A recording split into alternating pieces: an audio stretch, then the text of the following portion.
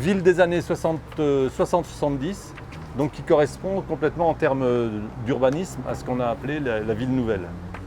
La particularité aussi de la ville, c'est que depuis 1959, il y a eu une continuité dans les équipes municipales qui font que on garde un petit peu l'hérédité de ça et qu'on essaye d'être dans la continuité, même si chaque époque apporte ses contraintes, ses impératifs. Maintenant, vous voyez, il y a un tram qui est arrivé là, qui fait que c'est la matérialisation très concrète du fait que Quetigny fait partie de la métropole et qu'on est dans un contexte de métropolisation qui maintenant, quand on visite Quetigny, ne peut plus être ignoré.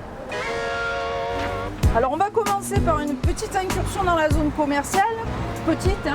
L'enjeu pour vous montrer le contraste entre comment on circule dans la zone commerciale, c'est très compliqué pour un piéton, pour un cycliste également. Et ensuite, du coup, ce qui permettra de voir ensuite avec la zone résidentielle.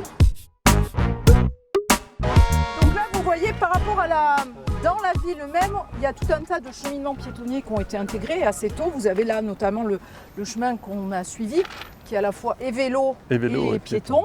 Sauf que vous voyez que le traitement vélo-piéton est un peu différent, puisque quand vous voulez traverser, le piéton est prioritaire sur les véhicules qui rentrent dans la zone commerciale et qui peuvent aller assez vite. Par contre, le vélo, le cycliste est censé descendre de son vélo et du coup redevenir piéton pour cette traversée-là. Et du coup, on voit ici, le passage se fait la ligne de désir du vélo. Mais déjà la barrière, elle pourrait être plus écartée pour être aux normes des voies vertes européennes. Ça serait une possibilité. Et puis après, les cyclistes, ils ne sont pas suicidaires. Et donc s'il y a déjà un panneau, une signalétique, comme ça, on peut se dire que la signalétique verticale, elle suffit. Et du coup, enlever la barrière. Bon alors donc là, on avait un problème, nous, parce que vous voyez, on a une voirie dans un état lamentable, enfin elle est moche. Tous les arbres qui étaient au milieu ont dépéri, donc il faut refaire. Donc on a été en négociation avec les propriétaires des coques, qui ne sont pas forcément les mêmes évidemment que les enseignes, qui n'ont pas le même intérêt aussi dans le truc. Et on n'a pas pu faire aboutir le projet, puisque dans le projet, on avait mis une petite aire de jeu au centre, on avait anticipé des aires de recharge de véhicules électriques, du parking vélo. On pouvait faire partir des cheminements piétonniers en radiant pour ravitailler. L'idée, on s'était dit, les gens ils viennent là, ils posent leur voiture, ils peuvent aller facilement sur d'autres commerces. Et pour des raisons économiques liées aux propriétaires de coques, on n'a pas pu faire aboutir. Par rapport au trottoir, à la question du trottoir, je veux dire, on peut mordre. Ah bon, on peut mordre, on peut refaire le trottoir. Oui, et puis je pense que les voitures, s'ils ont une chaussée plus étroite, ça ici. Voilà, on est d'accord. Ah oui, il n'y a aucun souci. Le seul problème, c'est que, la seule question, c'est vraiment la volonté pour le faire, et puis après, que ce soit prioritaire, quoi. Et que ça devienne prioritaire. C'est voie sans issue, sauf pour les piétons et les vélos. Voilà. Et on verra, il y en a beaucoup dans la commune. Ça, c'est suite à une sortie vélo qu'on avait fait avec EVAD et Quetigny Environnement. À la fête du vélo en 2015. On avait fait un tour en vélo et on nous avait dit vos panneaux sans issue, ils sont pas bons. C'est un budget, parce que toutes les impasses ici sont de ce type-là. Parce que là, on peut imaginer que ça puisse devenir aussi un restaurant avec une terrasse et puis un parvis, je veux dire. Il n'y a pas d'accès voiture, mais si, on a Si, il y a l'accès voiture là. Et puis d'ici, on peut venir là quand même. L'idée, c'est quand même d'avoir des activités commerciales ici qui ne génèrent pas trop de trafic. Ah d'accord, oui, bien sûr, soit limité. Voilà. Parce qu'avant, au temps où c'était Decathlon qui était implanté là, c'était un gros attracteur de flux. Alors déjà, les parkings n'étaient pas dimensionnés par rapport à la clientèle qui fréquentait ces sites. Les gens de ce quartier étaient envahis le samedi. Voilà, les voitures envahies, les gens se garaient dans la zone commerciale, puis traversaient. Il y a dû y avoir sûrement des accidents d'ailleurs. Parce que il y avait pas encore le tram. Là, si vous voulez, il y a une dominante entre Pôle emploi, l'épicerie sociale, on a les ambulances Harmonie Mutuelle, on a des kinés qui se sont installés juste à côté. Bon, il peut y avoir, j'allais dire, plutôt un quartier aussi à dominante aide sociale ou travail autour de cette problématique. Du coup, on a un secteur avec des entreprises qui sont toutes dans le domaine de l'économie sociale et solidaire de ce côté-là. Et l'économie sociale et solidaire, c'est 26% de l'emploi privé à Quetigny. Oui, 20%. quartier d'habitat pavillonnaire qui date du milieu des années 70, hein, si je ne me trompe pas. Il y a au total 300 logements sur le quartier avec un plan de voirie original mais pas facile, qui manque aussi de lisibilité. Alors les voiries principales qui sont tracées d'hexagones, un peu nid d'abeilles. Sur ces voiries, il y a des axes de dessert de cœur d'îlot qui se greffent, qui sont souvent d'ailleurs en impasse ou en boucle. Et puis par là-dessus encore, une trame piétonne.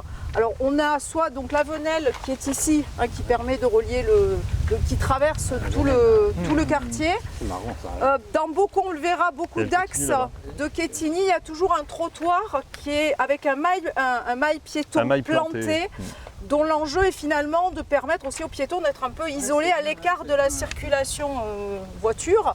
Et on a donc ce réseau piéton qui est sur le quartier, qui permet, je pense, de circuler dans tout le quartier sans croiser de voitures ou en étant en sécurité.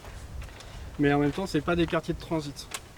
Donc les personnes qui vont circuler ici en voiture, c'est parce qu'elles viennent voir quelqu'un ou qu'elles ont une activité à y faire. Mais on ne traverse pas ce quartier pour aller d'un point à l'autre de la ville. Donc ça limite énormément le trafic automobile également. Et donc il y a une signalétique là pour la randonnée. Ça c'est les sentiers de randonnée du Grand Dijon. Promenade, c'est ça, hein, donc c'est bien marqué, on voit jaune et donc on peut continuer, on va là-bas et on va prendre le chemin et on peut traverser, on fait le tour. Ouais, c'est bien. Donc dans l'aménagement de la ville, on disait tout à l'heure, hein, un logement, un emploi, un arbre, la place aussi importante des espaces verts avec une trame verte. Donc on voit bien sur ce document qui est à la fois intégré, qui s'appuie sur des parcs hein, qui ont été aménagés au cœur de la ville, et puis ces quartiers d'habitat collectif qui sont aussi des parcs en eux-mêmes. Ce qui fait une sorte de ceinture verte. Et puis dans ce quartier-là, je trouve que c'est un quartier, quand on le traverse, quel que soit le moment de la journée, on a l'impression d'être à la campagne, vraiment. Hein. Et on est à même pas à 100 mètres d'une des plus grosses zones commerciales de la région. Donc c'est ce contraste aussi entre cet espace qui est très apaisé et puis la zone commerciale. Voilà, on va continuer et on va retraverser à nouveau le quartier. Vous avez vu comment on l'a fait tout de suite. On a quitté une zone où on était sur un axe avec des voitures. On traverse à pied à travers le quartier, donc on coupe, parce que c'est des raccourcis vraiment pour les piétons et les cyclistes. Et on va continuer comme ça à traverser le quartier à nouveau. Donc en voiture, vous êtes obligé de faire tout le tour du quartier, reprendre tous les axes principaux, alors qu'à pied, vous pouvez aller très rapidement d'un point à l'autre de la ville en traversant par ces venelles.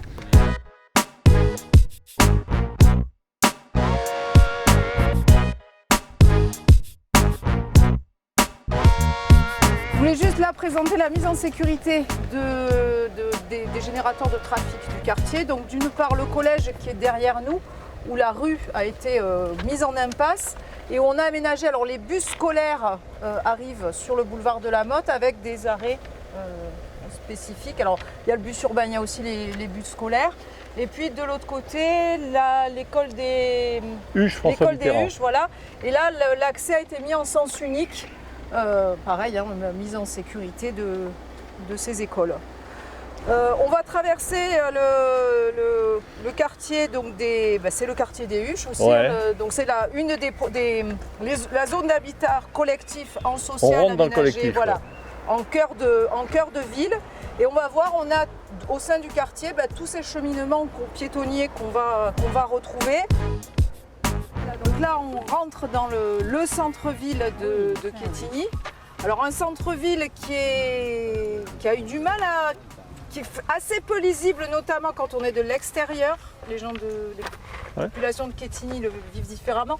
Mais c'est vrai que c'est un centre qui est relativement peu lisible et qui était peu lisible pour plein de choses. Et notamment, on le verra un peu plus loin en allant vers la place centrale, qui était une place un peu isolée finalement par rapport à l'axe. Il y avait un grand parking, il y avait des espaces verts qui coupaient un peu la place de l'axe.